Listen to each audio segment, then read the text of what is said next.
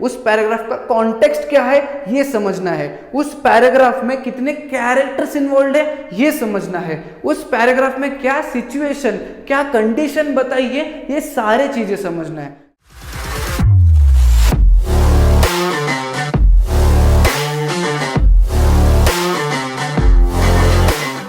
Hello नमस्कार दोस्तों, मैं सौरभ आपका डिवाता में स्वागत करता हूं। आज का वीडियो थोड़ा सा डिफरेंट रहेगा।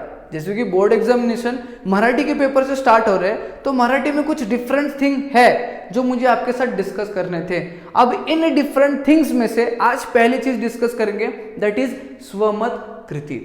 स्वमत कृति का उल्लेखन यानी कि स्वमत कृति को मैंने मेंशन किया था पेपर पैटर्न वाले वीडियो में, जिसमें मैंने आपको बताया था स्वमत कृति वाला टाइप ऑफ क्वेश्चन, एक सब क्वेश्चन आपको जो है वो पूछा जाएगा। बट आज की वीडियो में मैं बताऊंगा ये स्वमत कृति वाला क्वेश्चन होता क्या है, इस क्वेश्चन को किस तरह से टैकल करना है, किस तरह से आंसर्स को फ्रेम करना है, किस तरह से इसको प्रिपेयर करना है, ये सारा सब कुछ मैं आपको डिस्कस करने वाला हूं इस वीडियो में। और लास्ट में मैं एक चीज मतलब एक सैंपल स्वमत कृति का आपको पढ़ के बताऊंगा, समझाऊंगा, जिसको समझने के बाद you will be clear with the topic स्वमत कृति। और ये सारी चीजें अगर आपको जाननी है तो वीडियो को लास्ट तक जरूर देखिएगा। तो चलिए शुरू करते हैं। सबसे पहले तो बता दूं, आपके मराठी के पेपर में पहला विभाग, पहला सेक्शन गद्य विभाग में से जो पठित उतारे हैं, कौन सा पठित उतारे, अब उन पठित उतारों में से एक सब क्वेश्चन, उन पठित उतारों के बेसिस पे जो सब क्वेश्चंस पूछे जाते हैं ना, उनमें से एक सब क्वेश्चन आपका स्वमत कृति रहने वाला है।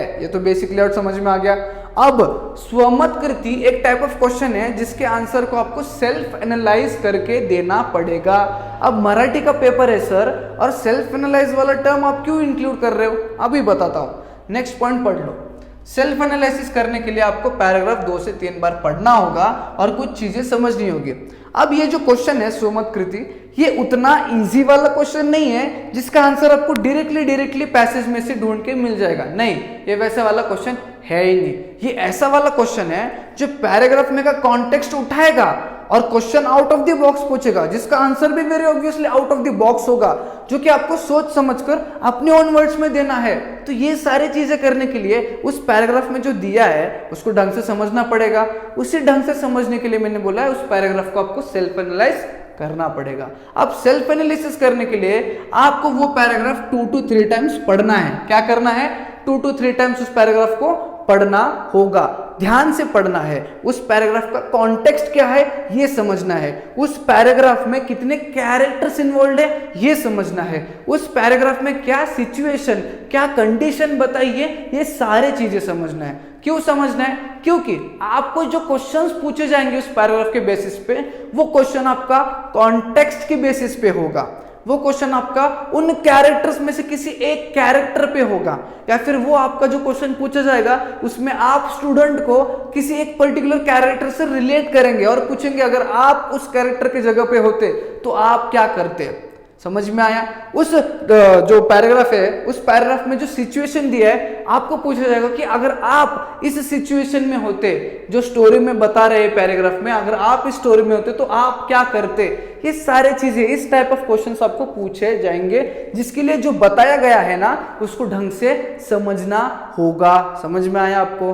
ओके। नेक्स्ट पॉइंट कहता है ये सब होने के बाद जो क्वेश्चंस आपको पूछा जाएगा ना उसे सोच समझकर आंसर करें। जो भी आपको क्वेश्चन पूछा जाएगा, जो भी आपको समझ में आया है सेल्फ एनालाइज करने के बाद, ये सारा सब कुछ सोचिएगा, ढंग से प्लॉट कीजिएगा और फिर ही आंसर देना है। ये आंसर हर एक स्टूडेंट का डिफरेंट एक्सपेक्ट कर रहे होंगे आपके टीचर। ये मत सोचना मेरे आगे वाले का या पीछे वाले का मैं देख के लिखूंगा तो पूरे मार्क्स मिल जाएंगे। नहीं, टीचर्स को पता चलता है कि आपने कितना खुद से लिखा है या फिर कितना फेंक रहे हो या फिर किसी और का देख के लिखा है।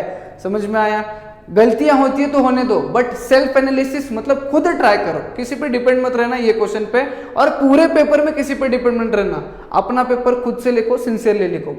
नेक्स्ट चीज, ये क्वेश्चन 3 मार्क के लिए पूछा जाएगा और 8 से 10 लाइन का आंसर एक्सपेक्टेड है, मतलब ये क्वेश्चन 3 मार्क्स के लिए है और इसका आंसर टीचर्स को आपसे 8 to 10 लाइंस में एक्सपेक्टेड है। समझ में आया? ओके, अब एक एग्जाम्पल आपको पढ़ के दिखाता हूं। उस एग्जाम्पल को देखने के बाद, समझने के बाद आपको सारे डाउट्स क्लियर हो जाएंगे। आप जो एग्जाम्पल मेरे लेफ्ट साइड पे देख रहे हो वो एग्जाम्पल आप ही के टेक्स्ट बुक में एक लेसन का है, विच इज ऊर्जा शक्तीचा जागर। इस लेसन में टीचर के बारे में डिस्कस किया गया है। इस लेसन का कॉन्टेक्स्ट में टीचर इंक्लूडेड था।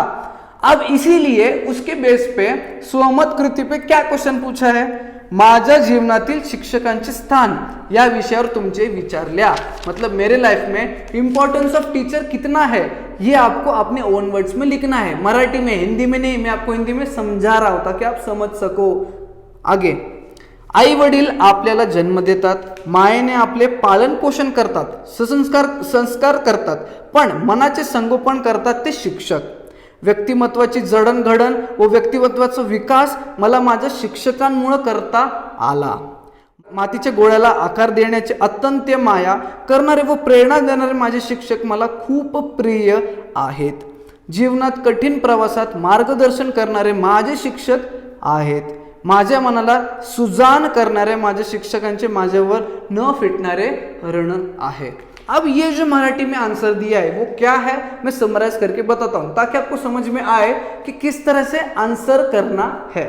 अब यहाँ पे आपको importance of teachers in your life ऐसा पूछा गया है, तो इंपॉर्टेंस क्या है, किस तरह से फ्रेम किया है ये बताया। स्टार्ट तो करते समय ये बताया कि हमें नो डाउट हमें जो बर्थ है वो हमारे माता पिता ही देते हैं, बट माता पिता के बाद जो बाकी की चीजें होते हैं वो एक टीचर ही होता है, एक मेंटर ही होता है जो हमें बताता है, जो हमें सिखाता है।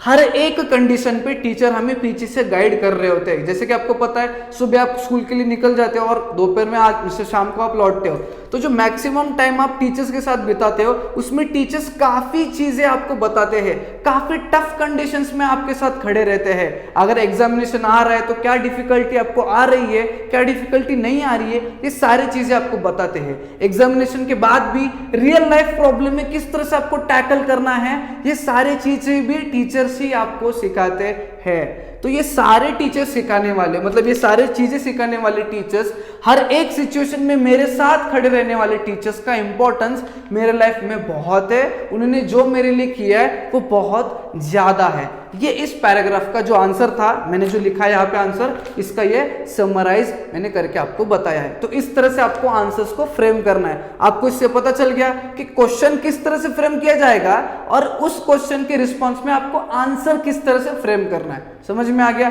सिंपल है, पहले सोचो उसके बाद आप उसको लिख के निकालो। अगर इस क्वेश्चन की प्रैक्टिस करनी है तो आप आपके टेक्स्ट बुक में जो लेसन्स दिए उन लेसन्स को ढंग से पढ़ो और उन लेसन्स को ढंग से समझने की कोशिश करो। समझ में आया? यही मेरा एक हिंट रहने वाला है। तो अगर आपको ये वीडियो पसंद आया होगा और हेल्पफुल लगा होगा तो एक लाइक जरूर करना, ज्यादा से ज्यादा बच्चों में शेयर करना, नहीं तो चैनल को सब्सक्राइब करके जाना। हम मिलेंगे न्यू वीडियो में।